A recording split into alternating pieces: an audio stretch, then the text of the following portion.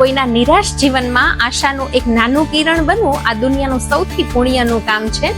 એક શિક્ષકે 5મા ધોરણના એક બાળકને બોલાવી અને એક અનોખું હોમવર્ક આપ્યું કે તારે આજે 50 લોકોને ગળે મળવાનું અને એટલું કહેવાનું, હિંમત રાખો, ધીરજ રાખો, બધું સારું થઈ જશે. બાળકે ઘરે જઈને એના પિતાને વાત કરી અને કહ્યું કે તમે મને મદદ કરો. એના પિતા બાળકને લઈ અને આજુબાજુના ઘરે ગયા. 49 લોકોને ગળે મળ્યા, પણ એક વ્યક્તિ બાકી રહી ગઈ હતી. અને ઘરે પાછા ફરતી વખતે રસ્તામાં એક દરવાજો બંધ જોઈ અને બાળકે કીધું કે પપ્પા, અહીંયા તમે ઊભી રાખો બાઈક, અહીંયા આપણે જઈએ. અને બાળક ત્યાં જઈને દરવાજો ખખડાવ્યો તો બહાર એક બેન આવે છે.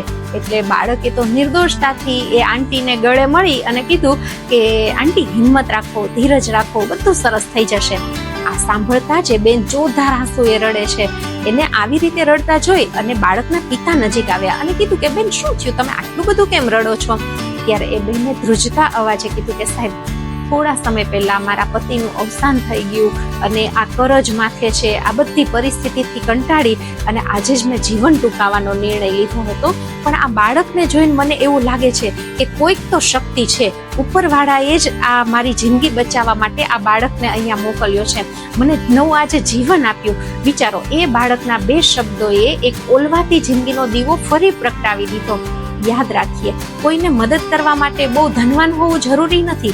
ક્યારેક આપણા પ્રેમ અને આશ્વાસન ભર્યા શબ્દો પણ કોઈના તૂટતા શ્વાસને નવી આશા આપી શકે છે.